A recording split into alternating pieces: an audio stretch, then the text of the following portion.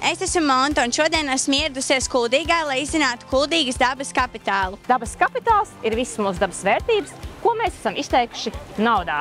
Faktiski to ekosistēmu pakalpojumu prizmu mēs parasti mēģinām saprast un izskaidrot, ko daba mums dod. Mēs varam runāt par 3 veidu ekosistēmu pakalpojumiem. Viens ir piegādes. Tas ir saistīts ar visu, ko daba mums dod diezgan tiešā veidā. Ventas rumbā mēs varam akšķerēt zivis, bites mums dod medu, mežā mēs varam nocirst koku, no tā mēs varam gatavot mēbeli un tam līdzīgi. Tad tās ir visas tās vērtības, ko mēs varam cilvēku lietot vai nu uzturā, vai vienkārši savā dzīvē, visādi. Otrs ir regulējošā funkcija, un tas ir tas, ko daba mums dod saistībā ar klimata regulāciju. Nodrošinot kaut kādā līmenī bioloģisko daudzveidību, regulējot vai ierobežojot klimata sasilšanu, mēs nodrošinām to, ka mums nav pārāk ekstrēma laikapstākļi. Un trešā, kas mums, manuprāt, visiem vissaprotamākā un ar kuru mēs visbiežāk asociējam dabu, ir tā rekreācijas funkcija. To mēs šodien pilnā laukumā varam šeit Ventas rumbā redzēt. Venta mums dod šī brīdī iespēju peldēties, atveicināties karstā dienā. Visi pilsētas iedzīvotāji to izmantot. Saistībā ar dabas nozīmi pilsētā vienmēr mums prātā nāk tas estētiskais moments.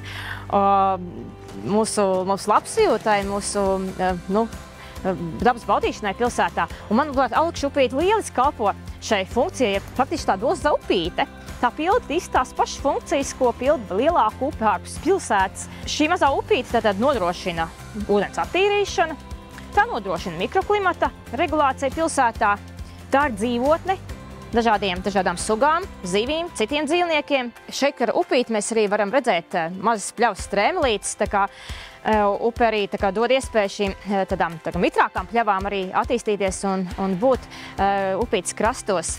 Šobrīd redzam dabisko pļavu, kura atrodas Veckuldīgas pilskalna teritorijā. Ko tad šī pļava mums dod? Faktiski šī pļava ir dzīvotne kukaiņiem. Šeit var dzīvot aputeksnētāji, kuri atkal var pildīt savu funkciju tālāk, lidot citos plašumos un aputeksnēt mūsu augļu kokus. Un atkal, kā tā rezultātā mēs varam saņemt bagātu ražu rudenī.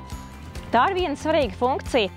Otra svarīga funkcija, ko pilda arī šāda dabiskā pļava, tajā brīdī, kad tā netiek pārpļauta, optimāli kontrolē mitrumu. Vai apkārt ir iespējami dižkoki, krūmāji, tātad nedaudz kaut kas saistīts jau ar meža ekosistēmu. Atrodamies, sēžam arī uz Kritalas, kas ir atzīta par gada dzīvotni. Varbūt varam vairāk pieskarties un varat pastāstīt par tā meža funkcijām. Mežs regulē klimatu.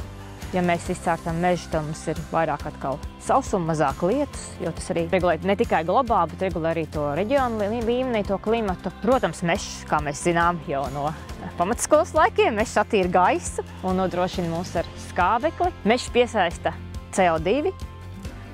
Mežs ir ļoti būtiska dzīvotne ļoti daudzām sugām. Ja mēs tālāk virzāmies un runājam par Kritalu, kā jau jūs minējāt, ir gada dzīvotne Latvijas dabas fondam šogad. Interesanti, ka Kritalā dzīvo apmēram 1/3 daļa no mežā sastopamām sugām. Ļoti iedomāties tādā nokritušā kokā ir tik daudz dzīvības iekšā. Mežā, kurā mēs atstājam kādus kritušus kokus un atļaujam tiem dzīvot savu dzīvi, tas ir daudz bagātāks, jo Kritala nodrošina barības vielas lielākām dzīvnieku sugām.